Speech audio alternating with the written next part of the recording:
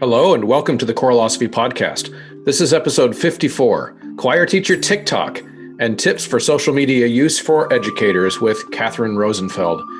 We are now in a time in which the line between our day-to-day lives and our social media lives are becoming ever harder to keep separate. Almost like a living business card, we are curating public personas that for some people are the closest they will ever come to knowing the real you or the real me. As teachers, we are citizens of the world just like everyone else and are not immune to this rapidly changing landscape. The pandemic has only increased the amount of time we spend on social media, and Katherine Rosenfeld has been winning this game as far as I can tell. She has managed to create a truly positive, professional, and fun web persona. As a new teacher, she is seeking ways to stay connected with her students, whether in or out of the classroom. So I invited her on to just talk about how that's evolved for her. What does that look like? And what lessons has she learned from being so active on social media and using that, kind of the do's and don'ts of using that within her environment as an educator with creating relationships with her students? It was just a really fun conversation. And as you all know, I'm very active on social media as well. And I've been around a little while and have seen that evolution. And so she and I just bounce our ideas off of each other. So stick around and I think you're going to enjoy it. Have you renewed your Sight Reading Factory membership yet this year for you and all of your students? If not, get started. It's not ever too late, in my opinion, to give your students the gift of confident literacy and the empowerment that that brings. It's amazing what happens when you really start to see the growth and you see that confidence build in their eyes. You can always use Choirosophy at checkout to get 10% off your whole order. For a school's order, that's a big savings, and you can use that code every time you renew each school year.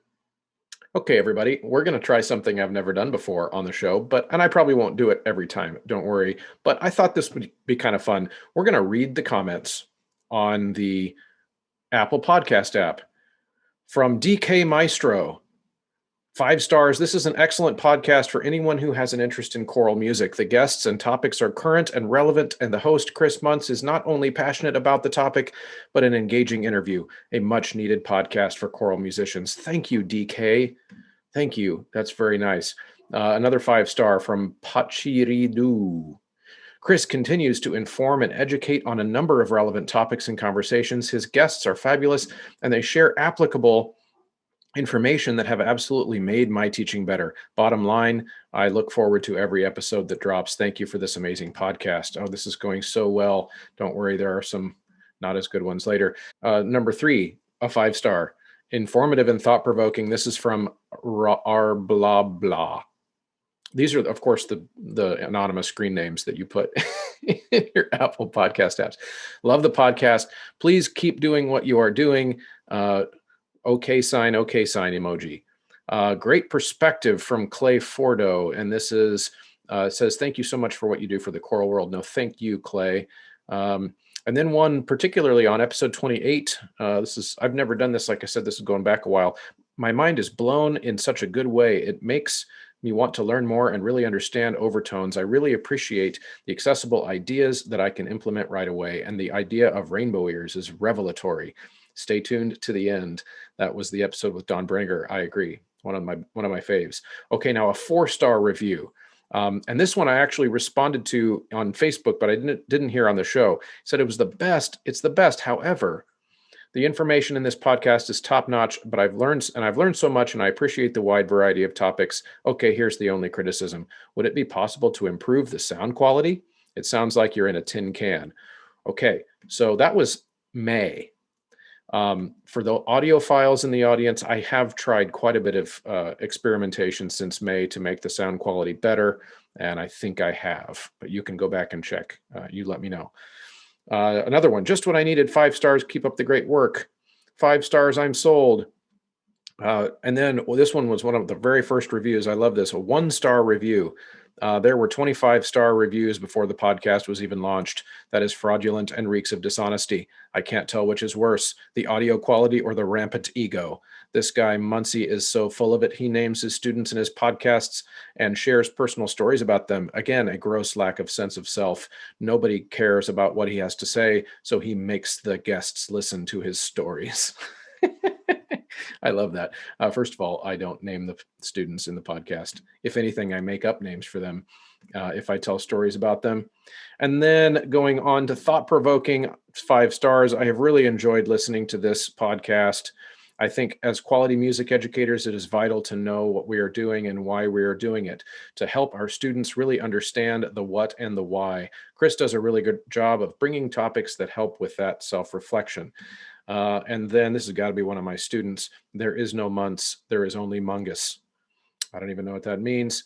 And then, wow, this is the best ding dang podcast I have ever heard. This turned my life around. This has to be one of my students. Only a teenager would type best ding dang podcast. This turned my life around. I used to be depressed, but now I'm not. Thank you, Christmas. Okay, so you get an idea. I always love seeing the comments, and I actually enjoy the critical ones as well because they help make the show better. So head over to the Apple Podcast app or whatever app you use and leave a rating, leave a comment. Thanks. Now on to the regular interview. And of course, I know from a recent Tick Tock of yours that I should not call you Kat. So I will call you Katherine. Special thanks to the producers over at Patreon, Ulrich Igrain Munoz Alarcon, Chandler Smith, David Kowalczyk, James Mock, Kyle Peterson, Michael Herron, Ryan Main, and Steve and Kathy Kakachik. Okay, everybody, I'm here with Katherine Rosenfeld, and I came across Katherine on her TikTok, which for those of you who are older choir teachers, that's a social media app. We'll talk more about that in a minute. And I wanted to talk to her about the idea of active social media use for teachers. And this is something that I've been kind of observing over the last decade or so of my life and how that has affected my relationship with students. So I thought, who better to talk to about this than our very own Katherine Rosenfeld, TikTok star, choral music educator. So Katherine, welcome to the Choralosophy Podcast. Thank you. Thank you so much for having me on. This is going to be fun. So first, why don't you just tell us a little bit about you so that we have your background? Absolutely. So my parents met singing in church choir. So it was kind of required that everyone in my family at least gave singing a try. Grew up singing in church, grew up singing in the Phoenix Children's Chorus as well. So I have some really important mentor teachers from that time in my life, from 4th grade all the way up through when I graduated high school. Went to Horizon High School, which is a big show choir program in the Valley. I mostly stuck to classical, but have a little experience with the show choir world, which is fun.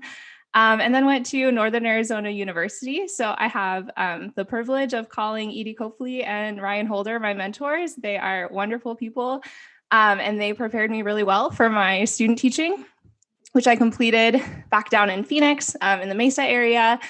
Did 8 weeks with high school, 8 weeks with middle school. Really, really loved both experiences, but really felt that at least for the beginning of my career was definitely called to the middle school aspect.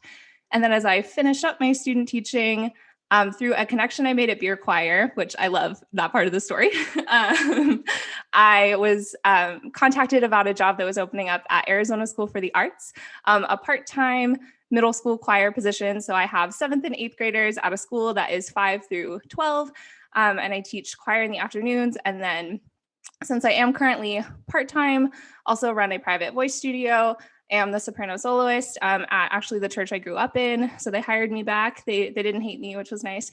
And then also do some other part-time work and sing still every once in a while for Dr. Holder and his Sedona Academy of Chamber Singers. So keep singing, keep active. And then also, yes, I am on TikTok and Instagram. That's awesome. And of course, I'll be sure to link to your accounts. So a couple stories I'll start out with to kind of give folks an idea of why I thought this would be a fun conversation to have. So one background story that I did not share with you is that I have a strong Sedona connection. Okay. And that is probably of all of the places in the world outside of Kansas City where I'm from that I've spent the most time is Sedona, because I got married there. We go there probably once a year. So I'm very familiar with the area. So that's exciting. It's in fact, Northern Arizona University. I've been saying this for years. I know no one there. I don't know anyone there. I don't know the program at all. However, it's my dream retirement job to teach adjunct there. just because I want to live there. Like I just want to be in the mountains of northern Arizona. So for someone from there, you're probably like, why? But Actually, yeah, leaving Flagstaff was hard. There are two public high schools in Flagstaff, so the teaching scene there is a little challenging. It doesn't really bode well to stay there after you graduate, but Northern Arizona holds such a special place in my heart. I go back up as often as possible. yeah, I love it. I love it. And then the other is just my experience with TikTok. So we'll start there since that's where I found you. At the very beginning of the lockdowns in March, I made a TikTok. I started ticking some talks, you might say. But I got bored like really quickly. I'm not creative enough to create those, the videos. I think it's probably similar. It's an age thing. I tried snapping some chats at one point as well. Super bored. I think it's the whole putting words on the screen and trimming your videos and all that kind of stuff. I would much prefer just staring into a microphone like I'm doing right now and talking, or on Snapchat in particular, I'm like, why am I not just texting you this? Like I could just text you all this stuff. So I did make one. And now I have come to appreciate I'm what you might call a TikTok stalker, where I Yes, don't really yes. make them anymore. I think the last one I made was like back in June or something like that. But I will scroll through the For You page, probably, first 10 videos, and then I'm done for the day. And so one of yours came up on there, because of course I've probably looked at some other choir people and found that. And I found the interesting thought started to creep into my mind of, okay, so TikTok is where all the kids are.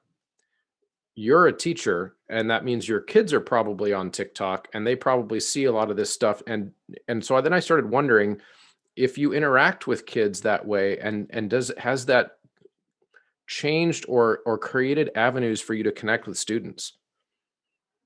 Yeah, it definitely has. I downloaded TikTok about probably the same time that you did, early mid quarantine. And that was actually really tough for me because I was trying to connect with students who had only been mine for 8 weeks. After spring break, we didn't come back, and I started that job that I have now in January. Mm-hmm. So I just asked students, I mean, that is a daze. I can barely tell you what content I taught fourth quarter when lockdown hit. But it was really just about connecting with my students and ask them, what are you doing to stay sane, staying at home with your siblings who are annoying or whatever it may be. And so many of them were like, we're on TikTok. And I said, well, I'll just download the app and just look at it. I had the same intention that you did. Just look and see what this is, because the ads that were showing up on Facebook and Instagram did not make the app appealing to me at all. But I quickly realized that there were lots of different sides of TikTok, you call it. So sometimes I'll end up on food TikTok, but I very quickly ended up on teacher TikTok and saw that there were people who were using this to connect with their students. So it wasn't my intention when I first downloaded it necessarily to be a presence for my students in that way, just to kind of see what they were doing. Mm-hmm. And then it became like a thing that Rosenfeld was on TikTok. And I told my principal very early, especially as I had other teacher friends, and they invited me to kind of be part of collaborations. And I saw like potential for growth in my account. I was like, I need to sooner than later make sure that this is upfront with my admin, double checked our social media policies just to make sure I wasn't violating anything there. And my students now pretty much all follow me. So I post content with the knowledge that my students follow me. I will answer their comments. I will not answer DMs from students. So my TikTok is set up that there's like a filter on. So I don't follow my students back. I don't follow anyone who's under 18. There'll be a filter on, so they'll get dumped in. If they try to DM me, it gets dumped into like people you don't follow trying to DM you. And if I see it's one of my students, I just delete it. You can email me if you need me. That is the avenue we're expected to communicate with. But I figure if it's a comment, it's something that anyone could log on and see. My principal could log on and see. Their parents could log on and see. So it's right there out in the open. And it's oftentimes just like, haha, this was about our class. And I'll say, haha, it was, it's nothing that I would hide from anyone ever. Right. So yeah, so that's awesome. This is the part that I wanted to kind of slide in there too. And just to give the historical context, because, I'm old and I've been doing this a while. And when I first started teaching, this will be like your music history class, but social media history class here. I'll take notes. MySpace was the thing when I started teaching. And I remember so back then there were no rules for how teachers should behave on social media because it was so brand new that districts hadn't yet created a policy, for example.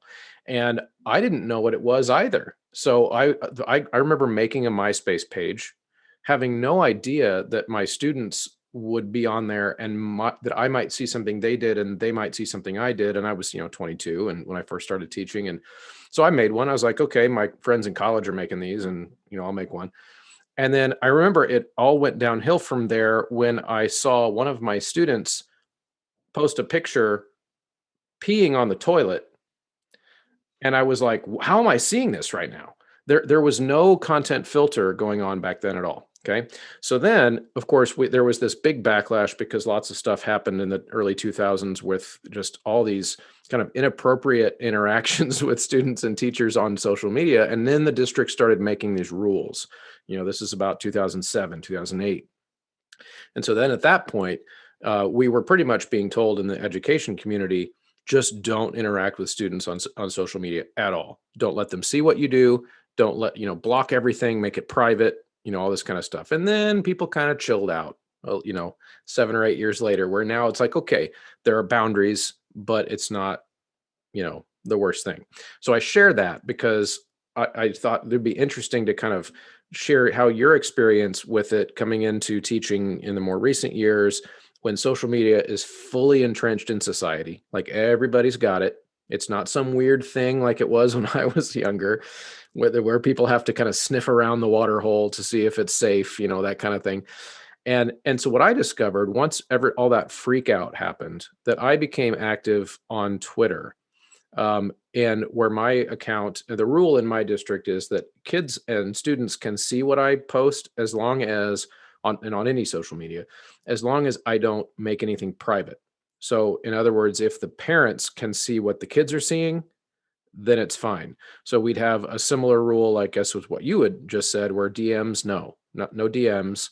But if somebody drops a comment on a picture I put on my Instagram or something, as long as the parents of that kid could go see that interaction too, then everything's above board.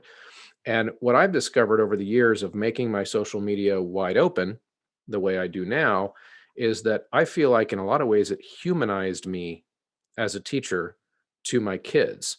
I started having better relationships with them because they saw me as a person. Have you come across that feeling at all? Do you have that instinct as well?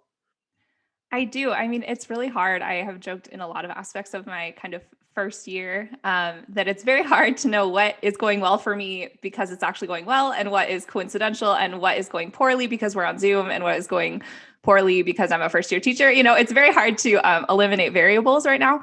But I do think that when I'm in front of people and I'm a warm body in the room, connecting with students was not difficult, but connecting with students over Zoom was very, very, very difficult. So I do think that especially right now, that has humanized me and created that avenue for just further connection with my students. And I do, definitely find that it's been really, really helpful. Have you been to ryanmain.com yet? If you are a teacher of young singers, middle school, high school in particular, he's a master at engaging kids with the music that he writes. I did 2 of his pieces this year, even during the most bizarre semester ever during a pandemic, and the kids just loved the pieces that we did. We did The Future Now and The Birth of Music, which are 2 fantastically exciting, dramatic pieces, which the beautiful thing about Ryan's music is that it's interesting and multi-layered, but it's also accessible. So I find it to be very successful in my classroom with my students and getting them to hear themselves right away as sounding good, but then there's so much to work on later. It's not fluff. It's the perfect combination for my high school kids, in my opinion. And the cool thing about Ryan's music is when you enter Choreolosophy at checkout, you get 10% off. You also then own the PDF, which means that when you do it 3 or 4 years from now, you still own it. You don't have to go back and buy more copies, which is a beautiful thing. So head over to ryanmain.com and use Choreolosophy at checkout on his music. Yeah. In fact, that's like I said earlier, it's one of the reasons I wanted to talk to you about this, because I knew that you're young and not in a condescending way, but that your career started in this probably the weirdest time ever to start teaching, number one. And number two, that other aspect of the social media already being kind of entrenched in society, and kind of a way to bounce our experiences off of each other in that way. So, are there any, of course, protecting names and all of the things that you would want to do? Are there any stories that you could share where a TikTok experience led to a connection? I think I could answer that in a lot of ways. If you're talking about my students, they love, so I send out every other week because I would like to just throw out social media is one of a lot of ways that I try to connect with my students. It's the one we're focusing on today, but obviously there are students who are not allowed on TikTok and Right. or are not allowed to follow me. Their parents said that's not okay. And obviously that's fine. So we have lots and lots of ways we connect. One of the ways is every other week I send out a survey of just how are you doing as a person? It has nothing to do with music. It's not a test. It's just, are you okay right now? Because life is weird. And then I just leave some blank space at the end for them to talk about whatever. And oftentimes their feedback is, I love watching your TikToks, or like, I just feel like that is often something that comes up as just a way that my students feel connected to me. And their parents, sometimes I have a few parents who follow me and they just feel like they kind of know the teacher as a person a little bit more, Mhm. which is cool. So I think that those connections are really cool. And then professionally, I've made friends with so many amazing teachers who are on the app. And I've had several DMs. Part of the reason I leave that filter on is that sometimes there will be pending DMs that are intriguing or with adults that I would want to answer. And I've had a lot of people who are studying music education who said that they considered dropping the major in 2020 and that something about my content made them stick with it. So that has been, I would say that is probably one of the coolest things, other than connecting with my own students, just knowing that there are people who needed to laugh or smile. My TikToks are never very serious or earth shattering, but they tend to make people smile. And that is what is important. Yeah, no, that doesn't surprise me actually. I want to drill down on that a little bit. The experience you have with music education students, because I can see trying to put trying to put on my empathy hat, where I put myself in the shoes of somebody who's your age or maybe a couple years younger, and they're looking ahead at the world. And I, 3 years ago, I knew I wanted to be a choir teacher, but now I'm looking at what being a choir teacher actually looks like and what it means on a day-to-day basis. And I'm thinking, a job at Home Depot sounds great, or whatever it is. And and I can see also from that perspective, kind of getting on a social media app that all your friends are on, or TikTok or Instagram or whatever, and seeing somebody like yourself, not necessarily, kind of like you said earlier, you're not mastering anything because you're brand new at this and you're trying to figure out how to, but you seem to be having fun doing it, and you seem to be making a difference for someone. And for a lot of us, I don't know, I think this is probably not a generational thing. We all get into teaching because we want to make a difference for somebody. Like, that's why we do it. And so I think that's a really cool thing that you're doing there, especially because I that didn't even dawn on me, honestly. The music education student that might watch your TikTok, that's really cool. Let's talk about the creative process for you a little bit. How does a TikTok happen? This is where I'm stuck. This is why I don't make any, because I don't understand how, like, every idea that I think would be funny then stops being funny within 10 seconds of me filming it, and I delete it. So what do you do? Um, well, I mean, with anything, it's so funny to call it the creative process because it really is just kind of a hobby, and it was a quarantine thing and it was a summer thing. And then it just became something that I just kept doing. So you scroll through the For You page and there are always trending things. The trends is another great way to stay connected with my students, because if I find trending music and I'm doing something where we're talking about our taste in music, or we can find an ostinato example in pop music or whatever it is, to be on top of like the trending thing on TikTok, because anyone who knows middle schoolers know that those trends are like milliseconds long. If you can stay on top of whatever the trend is, you are so cool in the eyes of middle schoolers. I'm like, okay, I don't know why that song is so important to you for these 11 seconds, but it is. So doing that research, scrolling through the For You page, seeing what other creators are doing, what sounds are trending. I try to not play the numbers game. I really do not care. If you look at some of the really well followed teachers, my following is nothing in comparison. So I'm not obsessed with like staying on top of the trend. But if Mhm. I find an audio or something and I have an idea for it, or I have something I want to respond to or something I want to talk about. It's really inspired a lot by what other content creators are doing. Sometimes I just want to do something silly. One of my favorite TikToks was I started class a different way every day and just filmed the first like couple seconds. It would technically be passing period, so it wasn't like class time just yet. And just doing something really random, like playing the recorder super poorly as my students came in, or opening one of those, I don't even know what they're called, like brands balls that they were super into for a while, and just doing random things and just kind of sharing little pieces of my life teaching, and putting fun audio under it and calling it a day. I don't know that there's a particularly, structured process that I would follow, an artistic process. It's just kind of fun. And whenever it comes to me, I post something. Right. Yeah, that makes sense. And that's probably my problem. It seems like I might be overthinking it. So what you do is you just, as it comes to your mind, you create it. Now this could be generational also, in that the same reason I gave up on Snapchat. That if there's TikTok involves all that like editing on your phone, and so you've got to be thumb talented. And I'm not thumb talented. I'm pretty good with editing on my big computer here, but the phone intimidates me.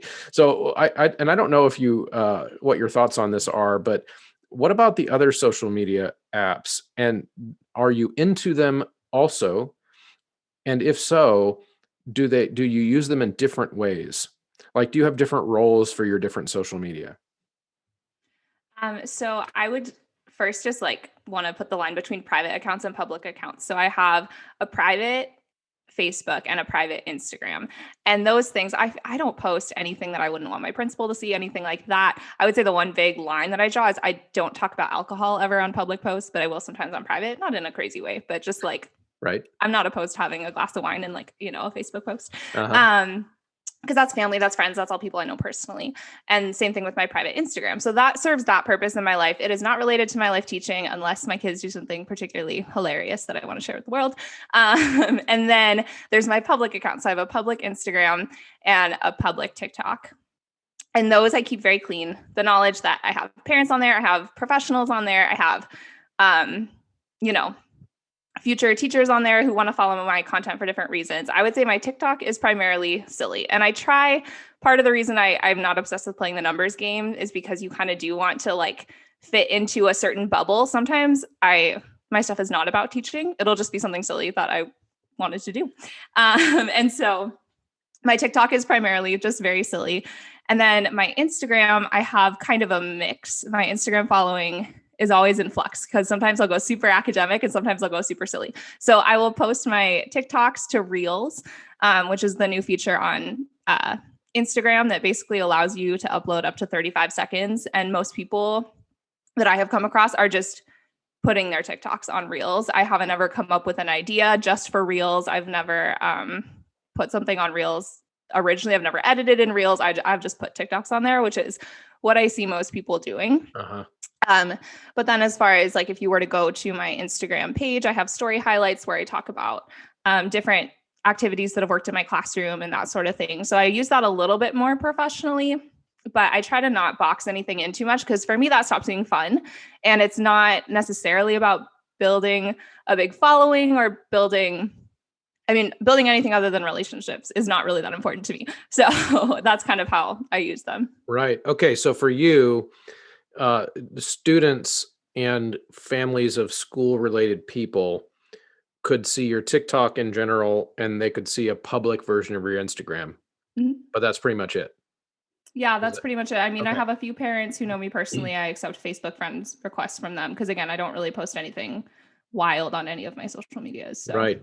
Yeah, it's interesting just getting different people's feedback on that question, because there is this idea that we've created since I was your age, where as we've grown up with social media, where people put the different social media apps that they use in different boxes of here's what I use Twitter for, here's what I use Instagram for, that kind of thing. And it's interesting just to see how people formulate that, because it sounds like I'm making some similar choices to you.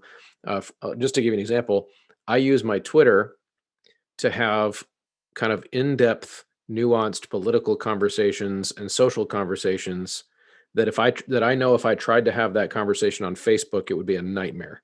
Mhm. an absolute nightmare. But then on Instagram, I would probably post pictures of like what I cooked for dinner for my kids and a picture of them enjoying it or whatever on Instagram, but I would never put that on Twitter because the people there would be like, why are you posting that?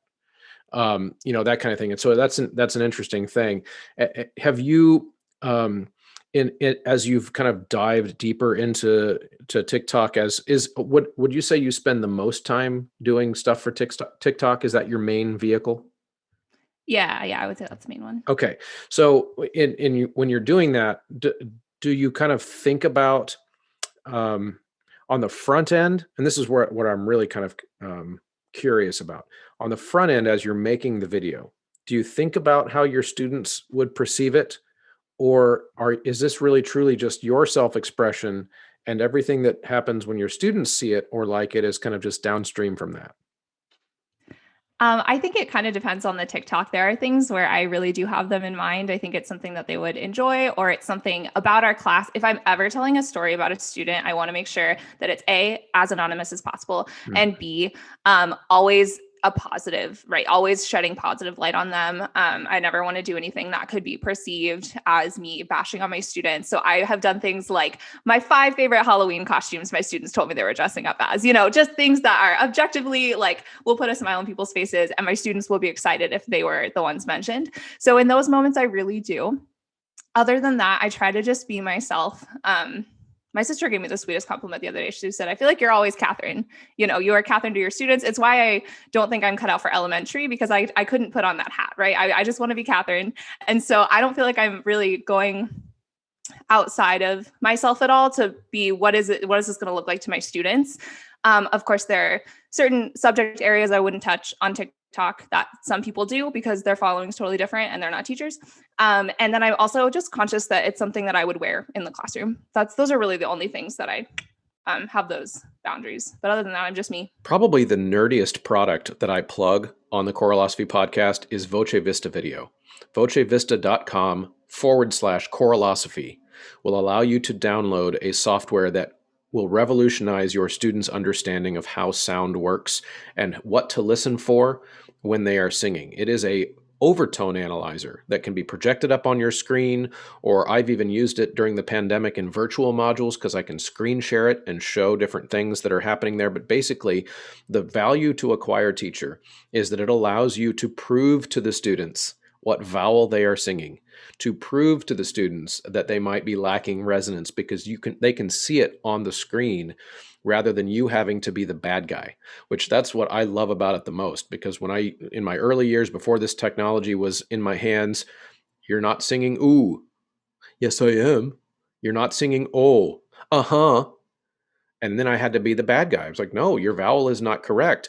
And there was always an argument. With Voce Vista, I can show it to them.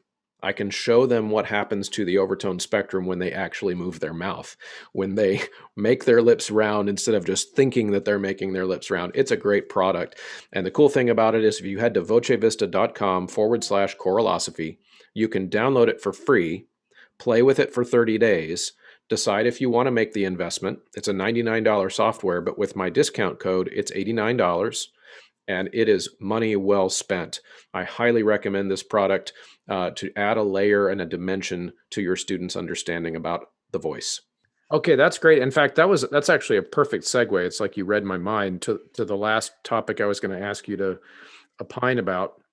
So, in this idea of, I guess, where we are now with the type of teaching you've had to do in the beginning of your career, which is not normal, hopefully, and it's something that you'll be able to kind of look back on this time.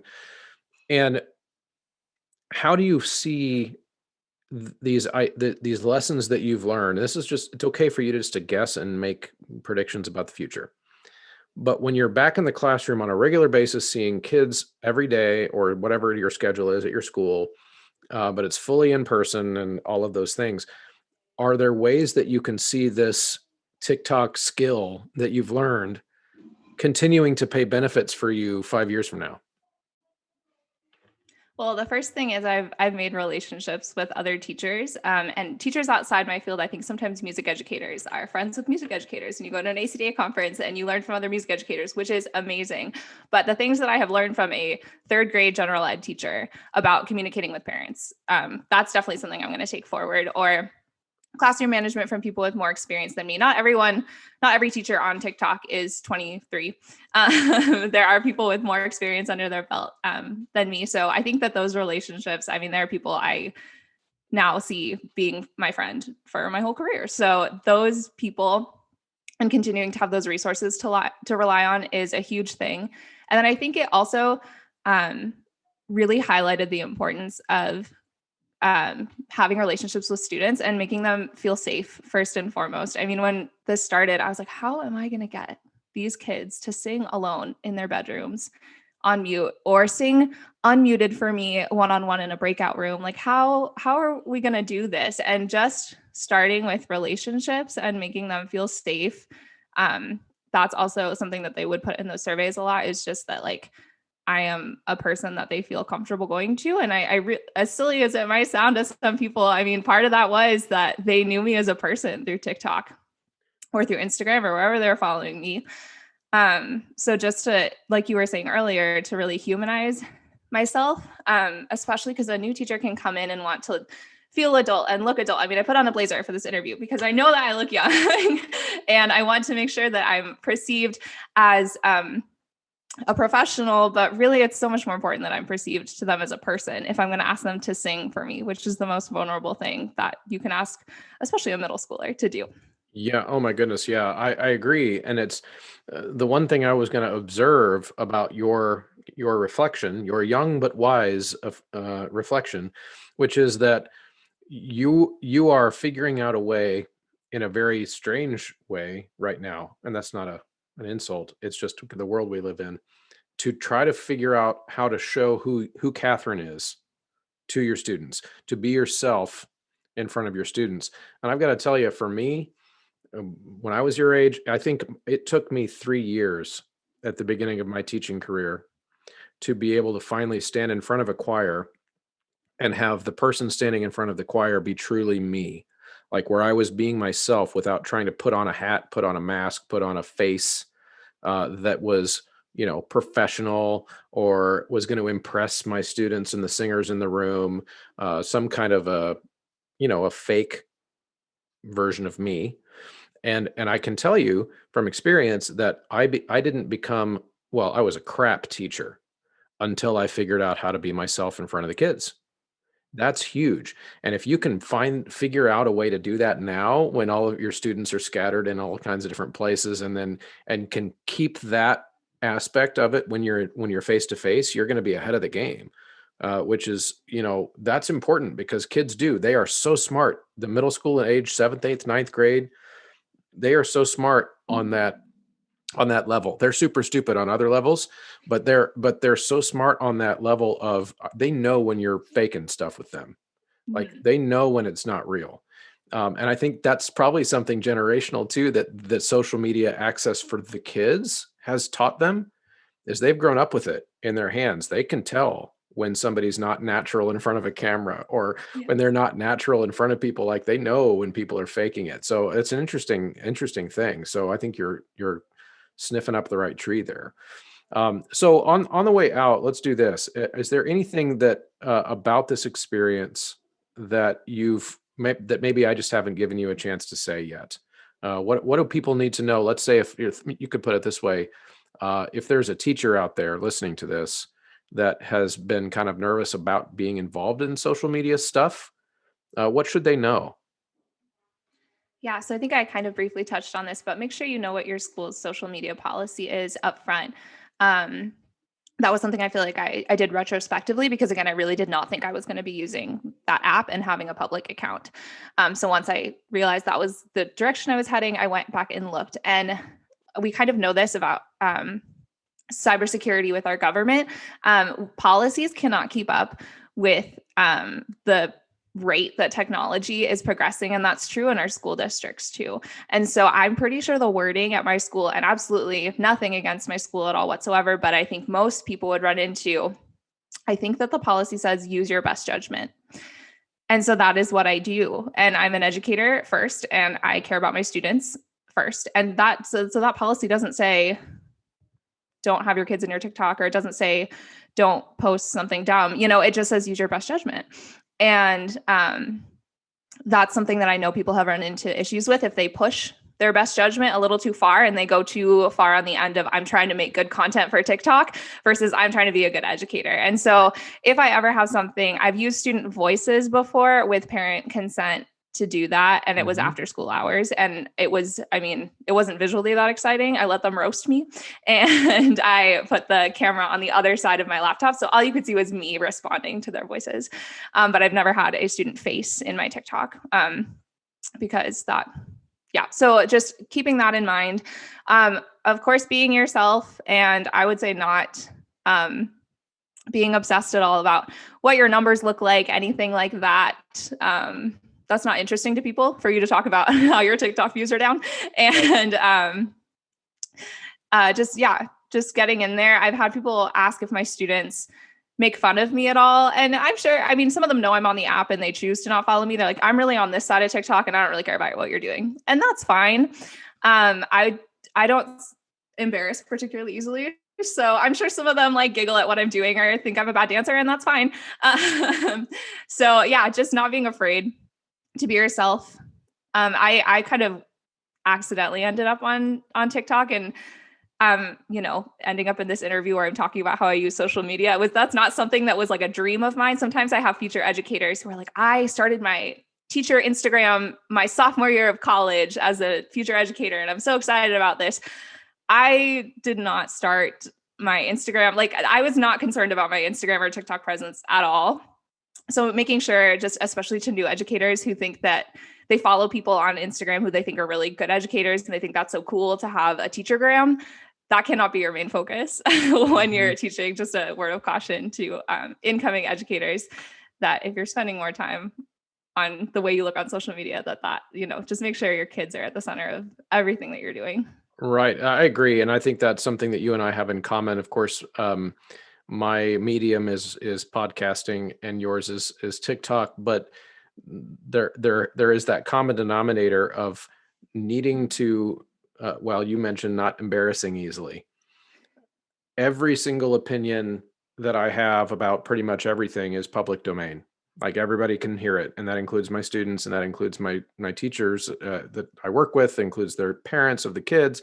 They can all come, if they want to know what Mr. Muntz thinks about something, they can go listen, right? And so there is that certain aspect of you have to have a thick enough skin to know that somebody might think that what you're doing is weird. Some students might think it's dumb, that kind of a thing. And so I think you are brave, and I think you're doing something really good. So I think because there's a lot of ways that kids in this generation are connecting that are technology related, and they're growing up with it. So let's get on board. So thank you so much for coming on and explaining all of that. And this is going to be fun. And I will definitely be following, and I'm sure everybody who's listening to this will go try to figure out what a TikTok is. And we'll come and check out your stuff in the future. Thank you so much. Thank you so much. Thank you, as always, for sticking around to the end of an episode. I always appreciate those of you who are the diehards that make it all the way to the end. Podcast metrics are such that you are a rare breed. So thank you for staying all the way to the end of the episode and listening. And I hope that you found that informative and fun. There are tons of ways that you can become a part of the conversation in one way or the other on the Choirosophy podcast. So let me tell you a little bit about that on the way out. You can, of course, go to choirosophy.com and leave a message in the form there on the main page about something you heard on the show or something you'd like to add to the show. There's also the Choirolosophers Facebook page where you can talk freely about things that you heard on the show, whether you agree with me or disagree or agree with a guest or not. The only rule there is we just treat each other with respect. So head on over there and participate in that way if you can. Also, if you enjoy the show, you can go to patreon.com/Choirosophy and help me keep on top of the costs of the show. You can chip in for as little as $3 a month over there, get the private podcast feed, any supplemental materials. Right now, we've got a beginner's choral music rep list for all kinds of voices going that patrons can see. So that's a neat opportunity over there. And of course, liking, sharing, leaving ratings, all kinds of ways that you can help spread the word about the show that make getting this content out to listeners possible. Thanks, everybody.